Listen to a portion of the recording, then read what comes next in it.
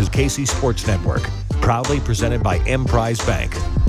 What's up, everybody? Welcome to another edition of the KCSN Breakdown. This is the defensive version brought to you by Derrick Johnson, Defend the Dream Foundation. My name is Craig Stout. With me, as always, are my good pals Mike DeVito and Derrick Johnson. Fellas, we've been off a little bit, holidays, everything like that. You know, we've been doing our own thing for a little while here. While we were gone, the defense took a small step back, just a small one. They're still good, still really good, but a small step back. I know that there's a lot of injuries, a lot of things like that, but DJ, we'll start with you. Over the past couple of weeks, what have you seen defensively that's, again, still a really good defense, but what have you seen that maybe needs to improve a little bit? Probably our red zone defense, being able to just keep them out of the end zone. We've been really, really good at that. Holding people to 3 points or less. But you know what? Hats off to Jordan Love and those guys. He played a really, really good game. And I'm like, it was some throws that he made where I'm like, we usually make that. Like, come on. But it is the NFL, right? You know, we've been bragging about the defense the whole year. So I think offensively, we're going to pick it up. We need a little bit more when it comes to red zone offense. Mm-hmm. Again, especially Green Bay, they scored touchdowns and we kicked field goals the first two when we're in the red zone. But I tell you what, man, it's the Chiefs. You know, it's one of those things where they're going to get it together. Now we're not in a bad spot, but I do want to recognize that we have been in the number one position this whole time when it comes to postseason play. Yeah, and I like that route because everything comes through Arrowhead. So I want them to still get that first spot, which it's kind of as you get later in the season when you don't win as much as in the November and December, it makes it harder to get that number one spot. So that's been our pedigree throughout the last 5 years to go through Kansas City. And hopefully we got to win out to do it, but yeah, we can do it. Yeah. No, and I totally agree with everything DJ's saying.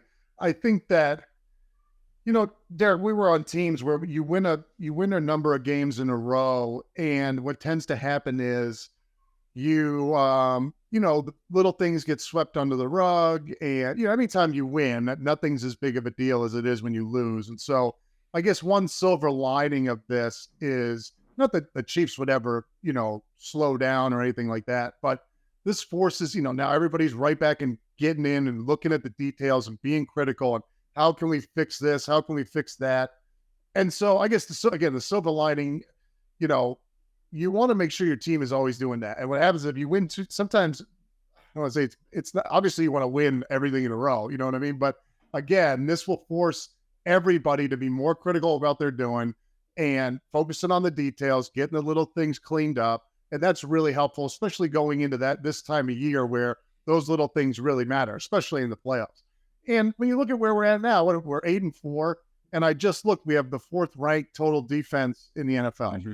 So before the season, if you tell me that, I'm yeah. The Kansas City Chiefs have the 4th ranked defense in the NFL, and they're 8-4 going into week 13. Give me that all day. So I'm still really optimistic, and I still think the offense I know that they have the ability to turn it on at any point. And we've had ups and downs, but you can see when this offense is going, man, it's a scary deal. So couple that with a 4th ranked defense in the NFL, and this is a team you don't want to see. So and we can and just to add to Mike real quick before we get to the film, we gotta everybody know we gotta catch the ball, right?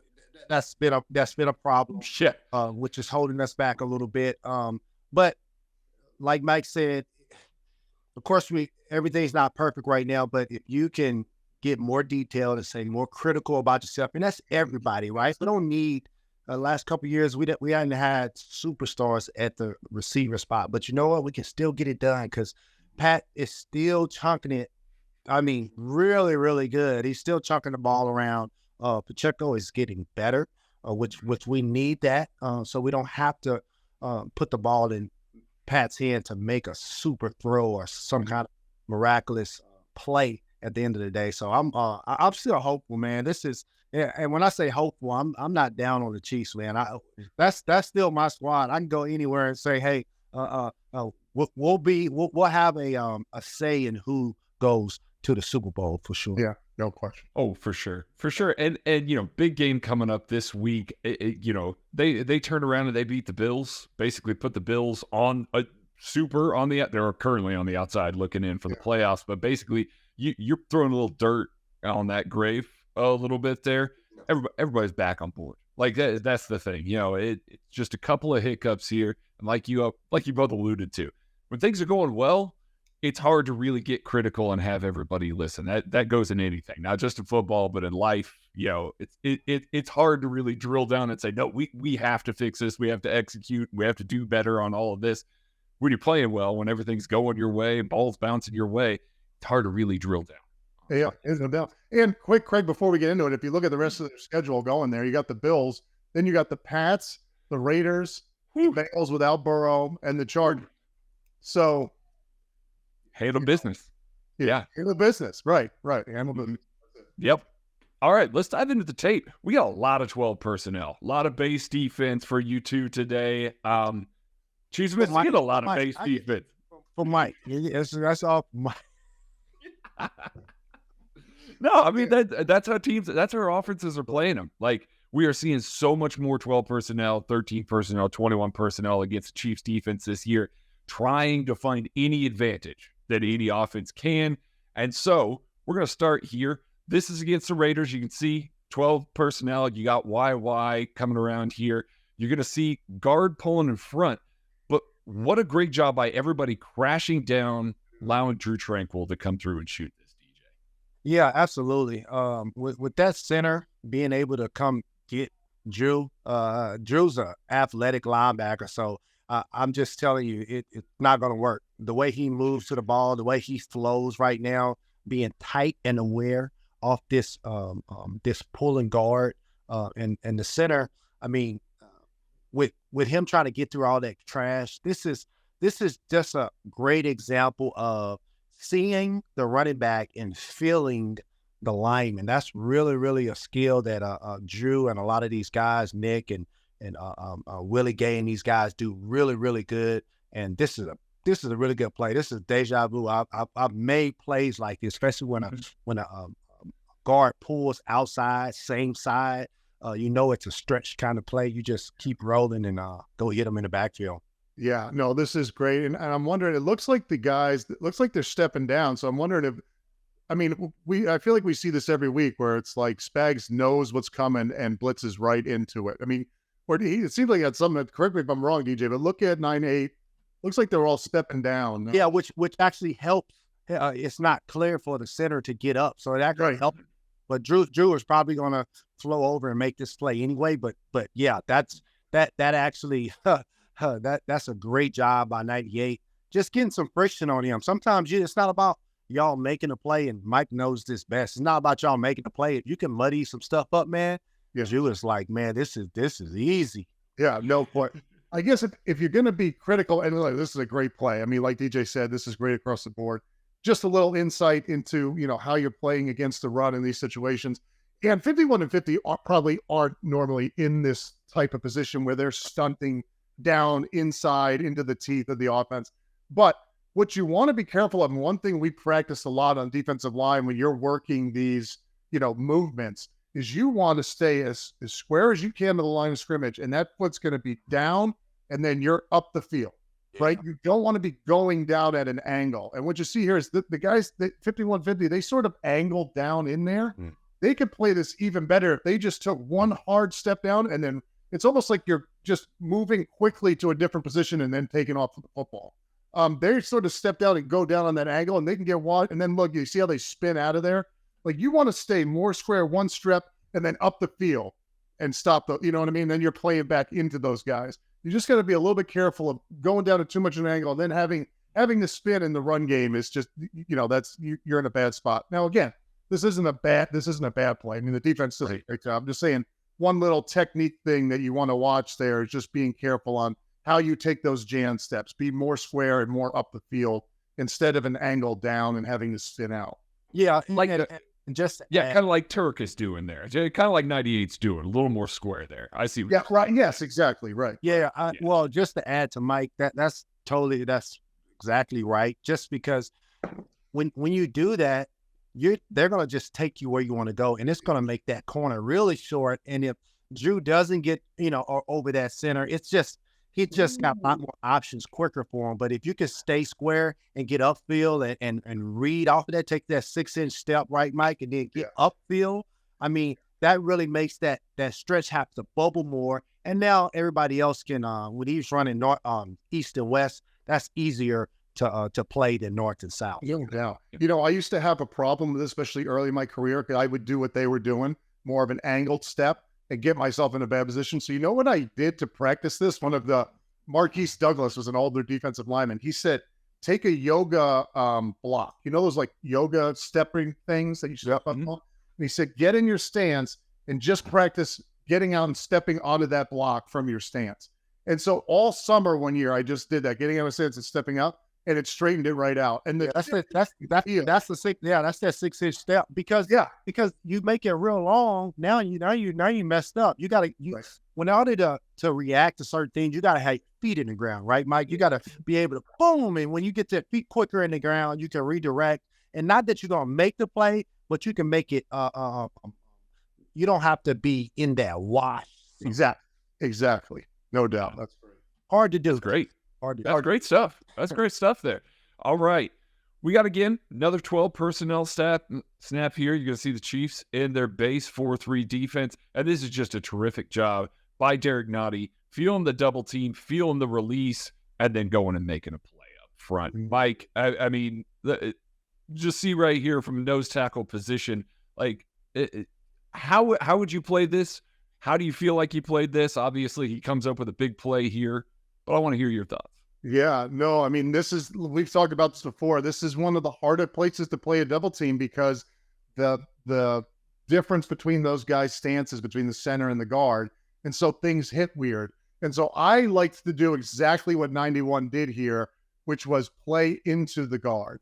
I'd rather play into the guard. I felt like every time I played into the center, that guard had much more room to come down and bump onto my hip, much more, there's more space there. And so I just didn't like the way it felt, and hipping into him always timed up weird. And so when I was in that position, I would do exactly what 91 did, just say, screw it. Listen, I don't want to be critical. This is an excellent play. And, these guys are so much more athletic. I couldn't have done things like this. The one thing you do want to be careful of, though, is getting off into that B gap, right? 91 plays it perfectly. But then once you get here, hip back into that center, unless there's something going on here. Hold on. No, you're right. Am I right? Okay. So 23. DJ seeing Willie coming downhill. He's like, no. Get it. That's good. Okay. Yeah. Right. So yeah, hip back in. You want to play into the guard, hip back into the center. You got to be careful coming off into the B gap because again, if he isn't athletic and isn't able to make this move the way he does, that guard stays on him. You got a problem now right there. If you go back, Craig, look at when 23 comes down and 91, right when 91 gets off to the outside of the guard. Look at that hole right there. It's about to open up. Take one more frame. Right there. Yeah. If that guard stays on 91, if 50's on his back, you got a problem right in the middle between that center and guard now. That's true. Yeah. Yeah. DJ? Absolutely. I know this play well. We used to call this crunch or double. Crunch, Yeah. So what I would first of all, not a great play, right? Being able to, really almost playing like a linebacker right here, being able to get off the block and get upfield because the optimal position you want to be in on a blocker is in front of them, so you can still make a great decision, or behind him, meaning I'm through him, but you never can get on the side of him because he's going to push you either way, back and forth. So he did a good job by getting off the block and getting upfield. That's what linebackers do. Let me be a little more critical on Drew right here, being able to be patient. Hey, I can't probably make this play knowing that the center's going to come off. But when the center comes off, Nadi usually is going to be in that A gap. And then I can actually when he comes up to me, I can actually cross his space and go the other way. Does that make sense? Because he's going to have that whole gap to the left side. Does that make sense? Yeah. So yeah, that's just football 101 right there when it comes to linebacker play. Just being smart enough to know saying, hey, I probably can't make this play right here. This is not an opportunity to shoot the gap, but I'm going to show soon as the center comes off, Nadi's going to be in the A gap, then I can get over because he won't run to the left anymore. Yeah. Yeah. And just to show how, like if you look at this double team on the nose again, just to show you what it was like for us when we were there with DJ. DJ's gone right now. So you can see that's But before you say that, so if I'm not gone, I know now I got to play what I was just saying. But if I'm gone, I can go shoot it and make it happen. Right, exactly. Yeah. So you're going to play it the way you said. But like you see this, I can see this from here. Right now you're 5 yards behind that center. So I remember just how fast these blocks would come off us up front when we were teaching because they had to because they knew. Like right now, that center really can push into 91. It's so heavy. I know he's so heavy on there, Mike. To me, I'm like, oh, I'm about to run a 40-yard dash. Oh, not. Oh, yeah. And I do wonder a little bit. We've seen teams get into heavy and throw a lot against the Chiefs. Like it started with the Jets game. The Broncos did the same thing. The Raiders did it a little bit. This is a little bit after some of those shots. And maybe a little bit of hesitation at the second level, trying to read some of this out or trying to read out the play action game a little bit more. But no, absolutely. Like DJ is in the backfield meeting the running back at the mesh point there if he's out there. All right, this one right here, fantastic individual efforts by a whole bunch of people here. This is a 4th and short, a very pivotal point in this Raiders game. Raiders trying to come back, trying to make something happen. Chiefs line up real tight here out of their nickel defense. And this is Chris Jones making a fantastic play. Drew Tranquil making a fantastic play. Raiders offensive line, I'm not sure what the call was here, if the Chiefs just kind of muddy it up a little bit by the alignment at the beginning there. But there are so many free runners here. But I mean, Chris Jones on this play, just absolutely phenomenal. Yeah, I don't understand why you would call this kind of play. I mean, I guess if you're the Raiders, this is a slower developing run. You don't want to be you don't want your run in a short yardage. I mean, I don't know. Maybe you do. Maybe things have changed. But I'm thinking in a short yardage situation, you don't want the success of your run being dependent on a sort of outside reach, right? Like this is a mono, it's gonna just be a puddle up front, just a mess up front. And they're trying to reach Chris, who is as low as he can be, who's firing out as hard as he can, thinking it's going to be something right down the middle, and you're just never going to be able to pull that off. I mean, this isn't surprising, given it's Chris Jones just disrupting everything, but I just don't see how they planned on having success with this play in a short yard situation. I mean, DJ, what do you think? I don't remember seeing anything. Do you remember ever getting into a situation like this and then getting a stretch play? Or no, they should have. They were better off maybe handing it off, maybe trying to get on the edge, maybe. But it looks like we got everything covered right here. Everybody's in the gap like that. They don't have enough people to block everybody. It's kind of, it's typical Raider, I guess. Just running the play. But I tell you what, I love playing behind. Now, there's two different players, right? I play behind Mike DeVito, who does things in a technical way where you say, man, thank you, Mike. Boom, I see this. It's all clear.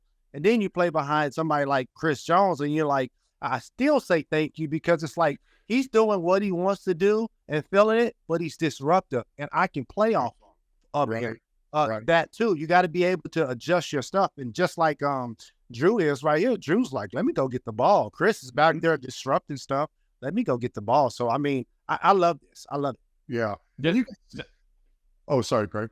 No, I was just going to point out that even if Chris doesn't make this play, you got Willie that's kind of closing down the stretch here. Yeah. Like he does a good job kind of wrong footing this guard here.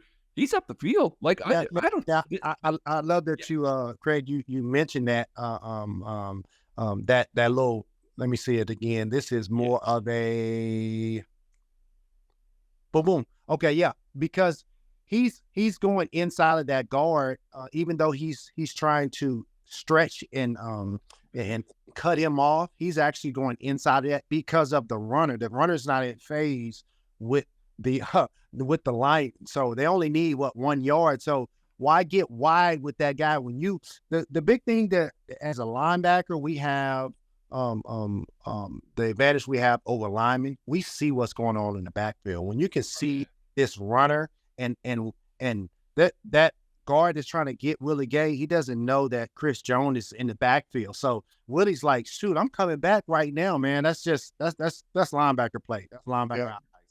You know what I love about this? Again, this is normally some sort of downhill run. That's what you'd expect in this situation. But if you look at the D line across the board, they're lower than their guys. They're knocking their guys back. They're firing out. And I always remember, like, I was hit or miss in these situations because it's so hard to stay low enough to not just, to get underneath your guy, but not too low where you just fall to the ground. He's on like a goal line, right? Yeah. And so you try to find that perfect spot, and it's hard. It's hard to do. And I was probably 50-50 in these situations. But you can see like just the technique up front. Again, it's just a little technique thing, but you can see how well coached these guys are up front because they're all lower than their guy. They're getting knocked back, and everybody's there. Everybody's there to make a play. And so even if that is a downhill run, I like our chances given the way the defensive line is attacking low, but not so low that they've sort of given up on the play, just submarining underneath the offensive line. Yeah, absolutely. All right. So you mentioned briefly here, we're going to switch to the Packers game here. You mentioned briefly, handing off that jet motion, trying to get some of that stretch run in some, shorter yardage situations. This is, a little bit of a shorter yardage situation. You're going to see wide receiver coming across the field here and how good of a job the defense does building the wall. The cornerback comes up as a forced defender here, and then the third string, Mike linebacker, Jack Cochran, comes up here and makes a play. Like, this is just really good team defense on a jet motion, DJ. Yeah, absolutely. See how, what's his name again? What's 43's name? Jack Cochran. Jack Cochran. I'll tell you what, man, he stepped in really, really big, was very productive when it comes to having a motor going sideline to sideline. As soon as 43 got in, I say, wow, look at it. I never saw this. Yeah. Seen him play on regular downs, which is cool. But this is another example of, and I tell linebackers this all the time, see the ball and feel the lineman. So you don't have to actually look at the lineman as you're taking him on. See what's going on in the backfield so you can know how to escape the lineman as he's blocking you. And this is a perfect example. The lineman may be thinking, oh, the runner right behind me. He doesn't know. He just knows it's a stretch play this way. But we can see the runner, and this is a perfect opportunity for him to do a jab technique, and not get all physical and get in the muscle and meat of this lineman, which a lot of times they win at the end of the day. Yeah, this would have gotten me up front. Anytime you see a near gun, you're thinking run away from, especially with the tight end off the ball like that. And if you look at the splits, now, granted, I don't know, 21's coming down. I mean, maybe, but again, I'm looking at it, not knowing anything else as a defensive lineman. I'm thinking, okay, I'm getting a scoop block right here on that. Absolutely. They should run to the right on this. Yeah. And so I would have gotten reached like hell on this one. I would hate, but again, that's why the linebackers, that happens at times, Mike. Y'all job is harder than ours physically, but mentally, we got to have even better eyes than you guys. And when you see that, we just go to the next gap right now. Right. Yeah, no, exactly. And the defensive line did a good job. Like they're not really going to be a factor on this play anyway, regardless. Yeah. And they're a little bit behind their blocks, but still, like they're up the field pursuing the football again in a look that I didn't. Maybe they knew something on film, but maybe they had this down. They had this in the report.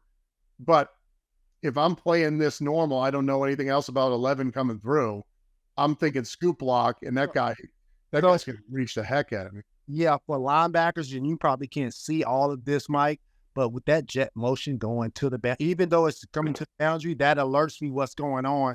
The only way that things wouldn't go to the offensive left right here if that back were to come back to the right. Now something's up, and you got more stuff. But with this guy, with the running back being the leading blocker, and then this jet motion coming as a linebacker, we're rolling. There's no false steps right here. Right. Yeah. Who's tap in on this, DJ? What are you looking at right here if you're 43? That's the line? Yeah, no, I'm looking. No, you don't look at the lineman. You actually see the backfield, feel the lineman. So you're looking at the running back right now, and the running back took you to the plate. Now you periffering the jet motion because somebody else has that. A DB on each side has that jet motion, but the jet motion can help you out on some things. But yeah, he's looking at the running back. When the running back goes, he should go. He's going with it. Yeah. That's good. Yeah. You see 27 going to play, getting out of there towards the play side right away. Yeah, I'm like, what are you doing? You're supposed to have the ball. Exactly right. Gotcha. Right. So basically that step right there, it's, hey, we going. Like it's all that way. Yeah. No, I'm with you. Okay. DJ, you talked a little bit about Jack Cochran. This is yet another play that he made a little bit later in the game. Once again, Packers in 12 personnel here, kind of a little heavier look, Cheeser in their base defense.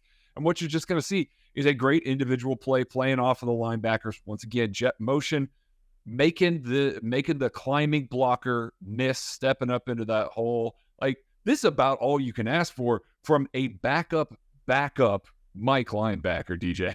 Yeah, I like it. Jack did a great job out here. Again, the optimal position on linemen, or if you're past him or in front of him, where you can actually handle him, never on the side of him. And him reducing his shoulder, being able to dip and slip this blocker right here, because he knew he was coming off, especially when you have a slider, or what we used to call this motion coming back with this. You got the jet motion, and you got jet. Yeah, and you got 44. What do we used to call it? Golly, I forgot what we used to call it. But tight ends off or whatnot, and the wide coming back. That tells you that the ball's probably going to come back, but you have to get through that gap right there, reduce your body, and get skinny, and just don't get blocked. Get north and south, and this was perfect, man. Good job by 91 here in the A gap, staying front side, not being too impatient. He gets off the football, gets locked out. He's in good position. 28 sees him, cuts backside. You got this, this is a hard block right here. And we changed our technique up a little bit. See, this is where you have to be careful to play too much into 63, because 43 makes this because he's hard downhill, but 74 is coming off to get him. So this is a hard scoop block that's trying to get up to 43. And, it's hard, but that 3 technique has got to stay on him. And so I get the urge to play back into the tackle, but what happens if you do that too quick? 74 is there. And so that's my worst nightmare. That keeps me up at night if DJ's back there and 74 gets on him off that scoop block. So you got to play hard into 74 first before you start turning or doing anything into 63, just to make sure he doesn't get up. This really isn't a double team. It's a scoop block. You know what I mean? So he's playing it, and it's a hard scoop. So he's playing it like a double team, which is probably exactly what they want you to do. They want you to hip into it or play back, because now 74 can get up to the next level, but 43 plays it fast enough where he can't get there in time. But plays made really with 91 front side stay in there such 28 season. Yeah, and really this is a little bit overcoaching right here, but Willie Gay can actually cross face when this lineman comes up him, cross face, because who has that gap right in there? Mike, that gap between 74 and 63, 76 and 71. 76. So, 91 has that gap. Yeah, absolutely. He has all of it, right? So I can cross space right now. Whenever you don't get a double team and they come up, and that actually makes it easy for me now. I'm like, oh, Mike's all by himself and 91's all by himself. So I don't have to play that side of the lineman. Does that make sense? Now you really use and take advantage of space now. Yeah, that's good. That's really good. The thing that I thought was weird, I didn't see this until we started watching here. Look at the spacing between 76 and 50 here. Like the amount of space there. I mean, obviously nothing comes of it or anything like that, but it just caught my eye there. I don't know if that's anything that, maybe on tape, a tendency, something like that, where you might see something like that, but it was weird to me to see that spacing here. Just a pure comment because, I didn't see that when I was watching the first time there. Normally you get that wide spacing. It means it's coming that way. I mean, I wonder if they're trying to sell that it's going that way and then counter back. What is this? Is this like a counter? Yeah, it's oh man, it's nobody counter OF. Oh yeah, no, you just got this kick out block coming across here. Yeah, so the name of that. I can't remember the name of the play has to do with the name of that block, and now I can't remember. But it's played well. I mean, that's played. Yeah, played really well. Let me see 90 here. Hold on one second, though. Oh, yeah. Again, I'm telling you, I got this block. And we were playing Buffalo. Oh, man. So when we were playing Buffalo in 2015, Bailey was hurt. So I had to go out and play that the end, the big end. And I had never seen this in 9 years of football. And that fullback did exactly this. Came across and then just shot at my legs.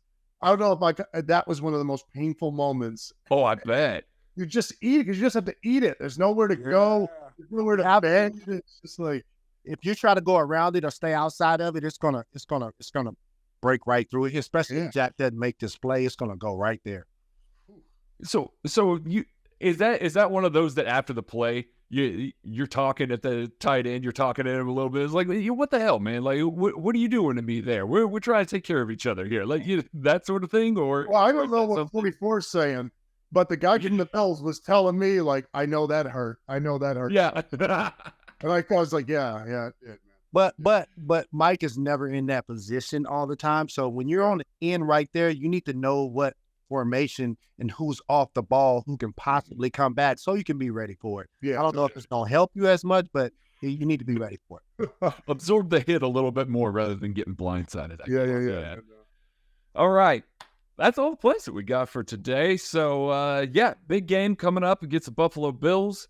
Chance to really bury one of your biggest AFC rivals from the past 3 weeks here, but it's also a team that with their back against the wall here. They need this win against the Chiefs. Is that something you guys are talking about in the film room as you're going into this week? Is that something that, coaching staff is making you cognizant of? It's like, hey, we got a chance to bury them here, but they're also going to come out with a little bit extra hunger, a little bit extra fight coming out of this week. Is that something that is a point of conversation this week? Yeah, it is. They're going to come out swinging. We are too, because we have to fix some things, and we got a high character team, and under Andy Reid, he's gonna have them ready, man. He's gonna have them ready to go, and will not take the Bills lightly, even though it's not the Bills of the last few years. We will not take them lightly at all, because they can beat anybody in the league, especially when their good players are playing really good. But we'll be ready to go. This will be an interesting game, though. This will be an interesting game. I want to see how well we respond, because last week was like, I really wasn't.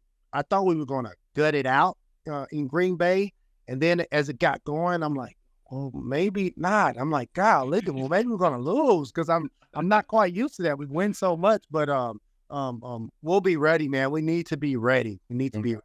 No doubt. Yeah, no, I think you're right, and I think that what's interesting, I think we're in for a good game, because given the stakes, right? Given how we have less wiggle room now when it comes to that number one seed, given how the Bills are fighting for their playoff hopes, this plays out like a playoff game, right? So this is going to be good football on Sunday. You know what I mean? Because this really is, like you said, Craig and DJ, like they're going in, both teams are going in this thinking, we got to win this game. Kansas City, you're looking at the rest of the schedule thinking, okay, this is the tough matchup. I mean, this is the tough matchup, and this could be the one. Even if we win out after this, if we don't settle it now, and you got 5 losses, now you got problems. Now you got problems with that number 1 seed. So, Absolutely. But KC going in there like a playoff game, so is Buffalo. This could be some good football. Okay, last question real quick here then. We know that Andy likes to keep things a little close to the vest in the regular season, especially against teams that he might see in the playoffs. Again, we've seen it over the past couple of years. It's just, he's still calling the good plays and everything like that, but he's got a little something special once it gets around to January, February that he likes to unleash on these teams. Do we think we see it this week? Do we think that he's actually going to treat it like a playoff game and we're going to see the special tweaks and stuff like that to try and get things going, get the energy up? Or do you think that they're going to just try and do what they've done for the regular season for the past couple of years? Nah, I think they're going to pull out a couple stops. I mean, Andy blew up plays. I hate practice against Andy or any guy. Yeah, that's true. That's true. It's a lot for a defensive guy. Man, formations and jet motions and he just all the tricks to the trade. I'm like, man, just line up and let's just run right at me, right? And he's too smart for that. But he knows what to do at the right time, especially with that quarterback. We'll be just fine. It'll be up to the players to execute the plays and to make this happen. It's funny you said that, DJ, because when we watched that play from Green Bay with that Jets, I was thinking this was the guy. I was like, I remember those plays in 9-on-7 during training camp. You know what I mean?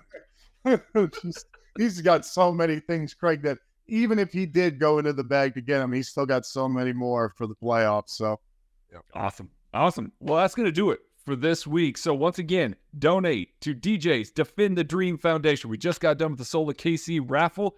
You are still in a giving mood, which I know I am. Donate a little bit of money to the Defend the Dream Foundation. Link is down there in the chat. I thank Mike DeVito. I thank Derrick Johnson for joining me as they do every week. We will be back to look at the defense in the upcoming weeks here. Be kind to each other. We will catch you later.